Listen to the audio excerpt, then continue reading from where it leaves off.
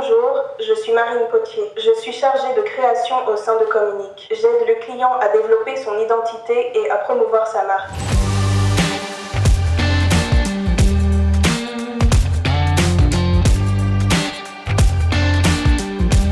J'ai eu l'idée de ce défi IA il y a de cela quelques mois parce que je voulais que mes étudiants puissent utiliser de façon pratico-pratique l'intelligence artificielle générative. J'ai demandé à mes étudiants la première journée de créer leur agence, nom, slogan, positionnement, stratégie. Le deuxième jour, ils devaient me présenter leur agence et en fonction de leur positionnement, je leur donnais un groupe de clients. Pour s'aider, ils ont eu accès à ChatGPT+, ou à Gemini Pro. Ils ont eu accès également à des agents IA que j'ai créés. Et donc ensuite, ils ont eu toute une journée pour répondre à ces briefs clients.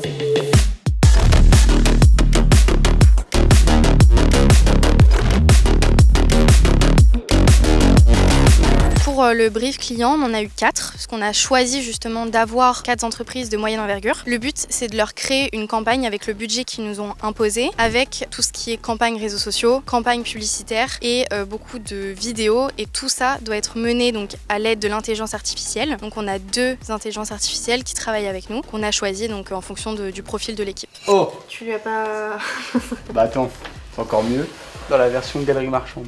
Oh, ça rend vraiment super bien. Donc globalement, il nous reste tous diapos. Et toi, Raph? Bah ouais, moi le diapo je l'ai fait sur un autre Canva, donc j'ai juste à importer en vrai. Donc ce qui me reste surtout c'est la vidéo.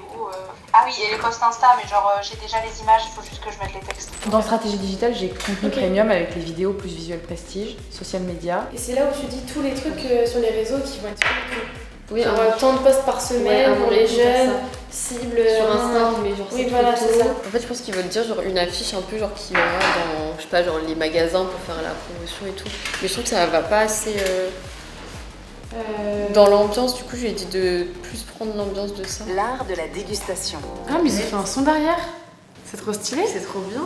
Art rencontre les exceptions. Au début, il y a une image où il y a marqué en mode Angoulême, bien plus que des bulles, en mode bien plus que Festival de la BD. Et là, voilà, plein d'images de trucs différents, genre coulées vertes, tout musée, tac, tac, tac, tac. En fait, j'ai commencé par lui demander de faire les 2 mascottes. Il y a un mâle et une femelle, le renard du coup. Et après, je lui ai demandé du coup à l'IA de le décliner en plein de positions différentes. Des renards joyeux, des renards qui montrent une affiche. Ensuite, j'ai essayé de retrouver à peu près la charte graphique au niveau des couleurs sur le site et sur les réseaux sociaux. Et là son écran s'illumine et genre t'as un truc IA qui apparaît et qui lui dit « Et pas de panique, avec Crédit Agricole, souscris à une assurance toute ta vie et crois-moi que ça change la vie. » Du coup, ce matin, on a fait un petit point tout ensemble et on a un petit peu présenté chacune ce qu'on avait fait. On s'est surtout avancé sur la stratégie, on a commencé un petit peu les visuels, mais là cet après-midi il va nous rester pas mal de visuels à faire et tout ce qui va être budget aussi. J'ai fait une image du container flashy. C'est vraiment nice. Voilà. Mais vous aimez bien les... Moi j'aime bien, ouais. Ouais, c'est beau en vrai. J'ai une vidéo TikTok qui fait aussi réel, donc en gros j'ai qu'une vidéo à faire. L'emailing, du coup, bah là il est à moitié fait. Le visuel des réseaux sociaux, il faudrait au moins que je fasse 2 posts, quoi. 2 posts. Enfin, peut-être un post et une story, en mode quiz. L'objectif, du coup, c'est d'augmenter leur fréquentation hors été de plus de 20%, donc parce que normalement je pense qu'ils sont ouverts que l'été, là ils voudraient faire mars-novembre. Ils voudraient améliorer du coup la notoriété en Nouvelle-Aquitaine et attirer des partenariats avec des écoles et associations. Après il a dit visuel, réseaux sociaux plus planning éditorial, donc s'il faut un planning éditorial il faut une dizaine de publications, j'exagère, 2 sur TikTok, 4 sur Insta et des stories. Tu fais carrément les visuels, moi je pensais faire par écrit, exemple... Moi c'est écrit visuel, réseaux sociaux plus planning éditorial. Ah oui, bah là il faut qu'on en parle du budget aussi. Qu'on en parle. Déjà là ton budget, pourquoi tu racontes ta vie, j'ai envie de te dire. C'est juste tu mets les titres de ce que tu as. Les catégories. Et tu mets juste le prix en face et c'est tout. Hein.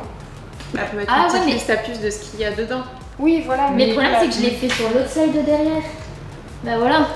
Ah mais tu gardes juste ça. Mais c'est ça ton budget en fait. Ah, je garde juste ça? Oui. Globalement, notre travail a plutôt bien avancé. On avait des délais assez courts pour réaliser un assez grand projet. L'IA est là justement pour nous aider, on va dire, à être un peu plus efficace. Je pense que c'est pour ça aussi que c'est un défi IA, c'est qu'on nous a mis des défis assez courts et que ça nous oblige à être un peu plus performants, à justement avoir des meilleurs prompts pour aussi aller droit au but et trouver rapidement nos stratégies et pouvoir répondre aux briefs. Le 4e acte, c'était de pitcher, de présenter son agence et sa réponse au client devant un jury de professionnels et d'expliquer également ce qu'ils avaient fait avec l'IA, quelles étaient les limites, comment ça les avait aidés ou pas.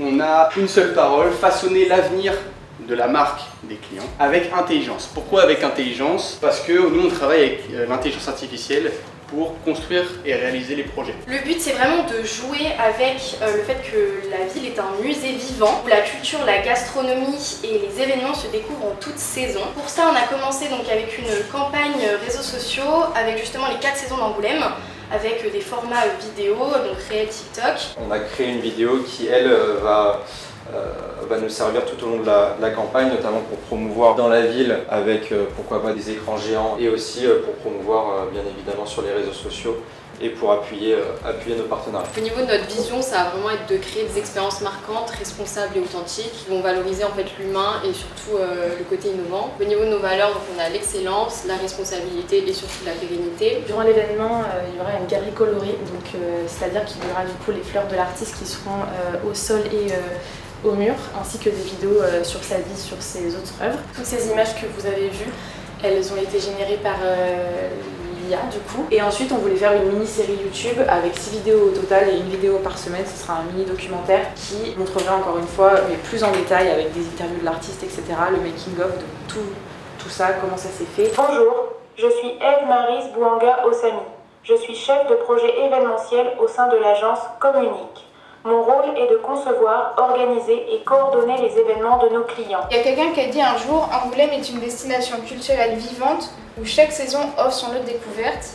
Et cette personne, c'était ChatGPT. Pour répondre à cet objectif, on a une stratégie qui se décline sous 2 axes. Le premier se nomme l'aventure toute l'année. On va vraiment mettre en avant les singularités de chaque saison en utilisant des mots propres au vocabulaire du parc. Par exemple, le printemps deviendrait le réveil des explorateurs. Bonjour, je suis Sora.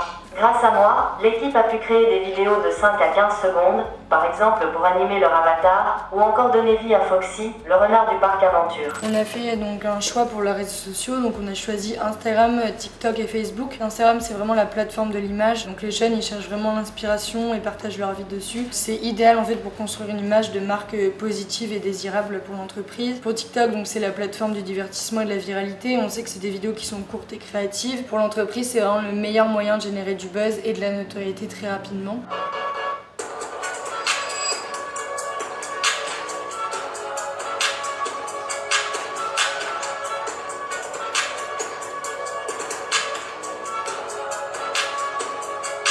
J'ai réalisé des affiches donc, à l'aide de l'IA et d'autres logiciels pour vraiment mettre en avant donc, les jeunes adultes, moins le côté enfantin de la BD donc, qui représente la ville d'Angoulême tout en gardant un petit peu les codes de la bande dessinée. Nous on travaille dans la communication 360. On met un point d'honneur à être stratégique et on met aussi un point d'honneur à utiliser l'IA, donc avec nos assistants 100% sur mesure IA. Et on met aussi un point d'honneur à respecter l'éthique dans l'utilisation de l'IA. L'objectif sera de susciter de l'étonnement, donc le trait s'arrête. Ensuite on aura le carnet de bord, l'objectif de transformer le public en acteur.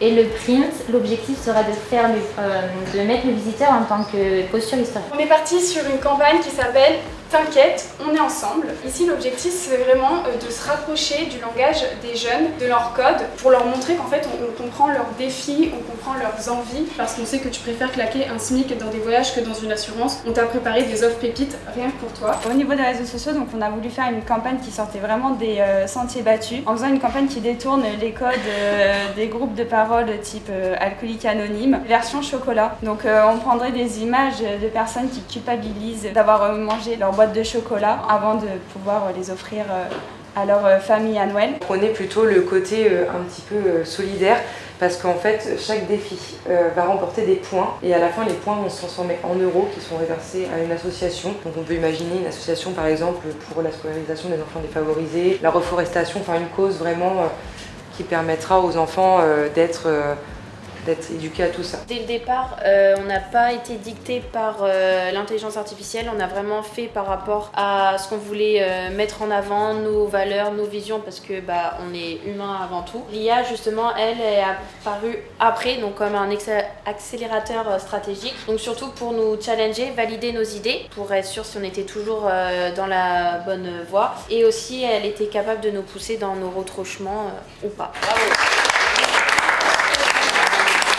J'ai trouvé les présentations vraiment très bien. Il faut quand même rappeler qu'ils avaient 2 ou 3 jours pour le faire. Donc ils ont réussi à vraiment produire beaucoup de choses et on sent que l'intelligence artificielle aide beaucoup en fait à pousser plus loin des idées, à produire plus rapidement des contenus, ce qui permet d'avoir pour eux déjà une bonne ébauche à présenter devant un client notamment. Je tiens à les féliciter et à leur dire vraiment bravo. On voit que l'école s'adapte beaucoup aux nouveaux enjeux liés à l'intelligence artificielle. Nous-mêmes, on avait pu profiter bénéficier d'heures pendant notre cursus dédié à l'intelligence artificielle, notamment en e-learning et par le biais de masterclass. Là, on voit qu'il y a encore une montée en compétences et en puissance pour intégrer l'intelligence artificielle dans la réflexion, la stratégie et le développement des contenus. Personnellement, pour moi, ce travail, il va m'apporter vraiment dans l'utilisation de l'IA parce que j'utilise un petit peu, mais j'ai pas ChatGPT Pro, ni Gemini. Donc du coup, ça permet de voir aussi comment on peut travailler avec des outils comme ça un peu plus performants. On a quand même pu vachement apprendre sur l'IA et sur les agents IA. On connaissait pas spécialement ce domaine-là pour certains. C'était un sujet très intéressant. Ce défi, c'était vraiment pour préparer les étudiants au monde du travail, j'allais dire de demain, mais vraiment d'aujourd'hui. Il faut qu'ils puissent voir les cas d'usage, comment ils peuvent l'utiliser et comment ils ne peuvent pas l'utiliser et continuer à le tester.